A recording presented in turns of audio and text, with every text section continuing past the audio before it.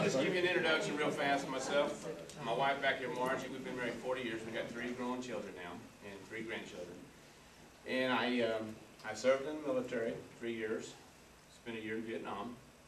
I'm the commander of the Waitsville VFW post, 6576. To get back on the theme that you guys said here tonight about freedom and liberty, especially the first film about democracy and republic.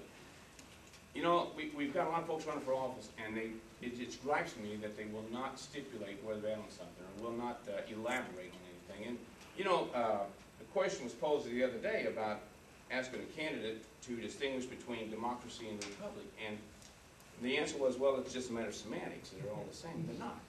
So let me put it to you the way I did. You guys know, some of you that was there, I was about to pop. Let me put it down in perspective. I'll just draw it right down here to Evansville. A republic is when a mayor wants to build an arena and the people don't, and you don't build it. That's a republic. And so that's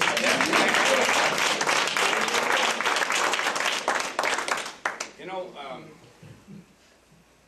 George Washington once said that government is not eloquent, it is not reason. Like fire, it is a dangerous servant and a fearful master. The gentleman knew what he was talking about. You know, today marks an anniversary. 240 years ago this day, 5 people were killed by British troops in Boston, Massachusetts. Boston, Massachusetts. Now those folks, that happened in this country. If we wrote the clock back 240 years ago today, that would be the buzz of the news. That really did happen. That was a government. The people that lived in this country, in this nation at the time, recognized what was coming their way, what they were involved with. They knew liberty and freedom. They knew what that meant. We have candidates talk about jobs and education and economy, and I can talk about any of them, and I hope we have enough time for our questions, because I want to take questions. But I've said before, all over the world, every country has jobs, education, and economy. But not every country has freedom and liberty. And sometimes you don't understand just exactly what the value of something is until it's gone. Remember a song coming up back in the 70s?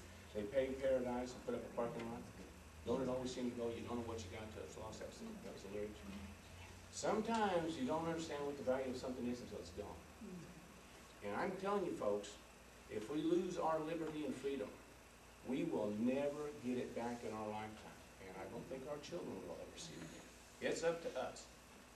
And it's up to us to start looking at some people who's going to run for office that's got the backbone, the courage, and the grit to make it happen, to get back what we've lost and retain what we've got right now. You know, we can't afford to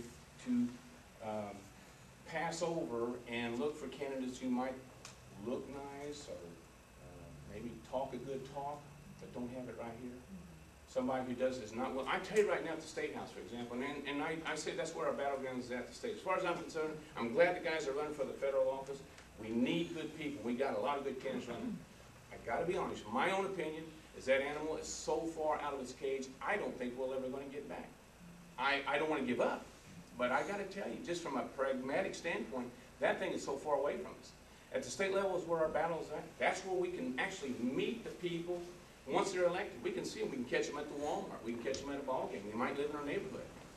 But some of these federal guys, once they're elected, they're inside the kingdom walls and us peasants are on the outside. And trying to communicate or get anything from them is virtually impossible. But a state guy, you can catch him. And so I'm running for this office because I believe in this freedom and liberty. I can work with anybody on jobs, and I've been involved with trying to bring jobs here in Indiana, and I won't go into all the details, but you want to ask me later about it. But I'm involved with Crane Naval Facility, trying to bring industry here into Indiana. I'm just an average guy. I don't hold office. I don't have any authority to pass it back. But I was trying to do that. I was putting it to work. I'm not going to talk this animal to death. I intend to do something about it. And up at the State House, those gold dogs up there, they've been there a long time. And yeah, they would like to see probably a young guy coming up there. I guarantee you that is a meat grinder.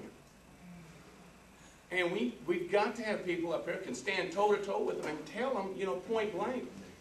You know, the day of operation the way you've been doing is over. And for the first time ever, we're going to have our people is going to have a voice. We're going to have somebody up here who's really going to call some shots up here. It's not going to back down. It's not going to be bullied and browbeat by you guys that's been up here for a career. I'd like to bring back, you know, Obama's cry, his rally cry was change. I can't take more change. Change being blown off the map. I want to restore. I talk about restoration. You know, you restore fine furniture, you put it back. You restore old cars, you put it back in its original condition, where it was really functional. Those computer people, that's why they put a restore button on. For guys like me, when you get so screwed up, you hit that restore button, you're right back where it was working good again. I love that. And that's what we need to do with our government. And I'm not talking about taking a step backwards. I'm just talking about going back to a point where we left the road, get this thing back on its wheels again, and have it operating efficiently. When you talk about downsizing, yeah. I mean, we've got agencies on top of agencies. And an incredible thing about it, these agencies have got it in their mind, the people that work in these agencies, that they are the employer. No. No, I'm looking at the employer. We're the employer. They're the employee. They will follow our will. What we tell them, what will be, not them, not the other way around. So I'm running for this office. I have no personal interest in this thing other than it's time that somebody steps up. And I was hoping that somebody would come along that's willing to face the heat in the kitchen. I've been in that hot kitchen many, many times in my career. But I was hoping somebody would come up, and the only guy I found is the guy that's in my shoes when I'm looking in the mirror. It's me.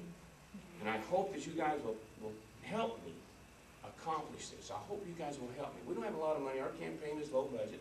But that's fine. We've got a lot of support, and I hope you all will consider voting for somebody like me that will do what he says he'll do. And I'd like to, you know, open it up for any questions. If anybody's got something. We've got a lot of time. I got plenty of time. I can roll on a little bit longer if you want. Okay, I've never. Okay. Compromise? Yeah. Compromise is when liberals come over to my side.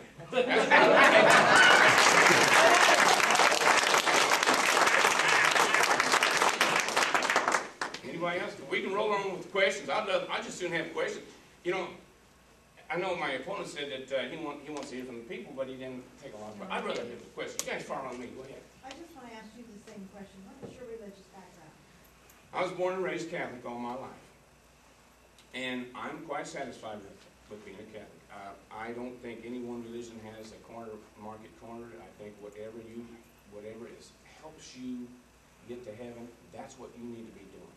I'm happy with my Catholic faith. And what I've seen in our government, going back when we talk about freedom, is liberties. When I was a kid in school, and we had religion every day, I never dreamed that the day would come in this country that we would remove prayer from school. Never would have done it. I remember talking about the persecutions and stuff of the early Christians, you know. And when as a kid, as you know, 5th, 6th grader, 7th grader, I was like, oh, this is old history. I mean, that never happened. I mean, what's that got to do with it today? You know, we're on the verge of the space age. Well, we're there now. We've come full circle. And and then, you know, 11 years later, after they, in 1962, and took prayer out of school, 11 years later, we're authorizing massive abortion, killing little babies on a large scale. Don't dare shoot a stray cat, but you can kill babies and get federal funding for it. And the guy that does it lives in a pretty nice home. You think we're not twisted out of shape, folks? You think we're not off track here? You don't think we need to restore government back to where it was at? We've come a long way. And I've seen things, and that's another thing I talked about.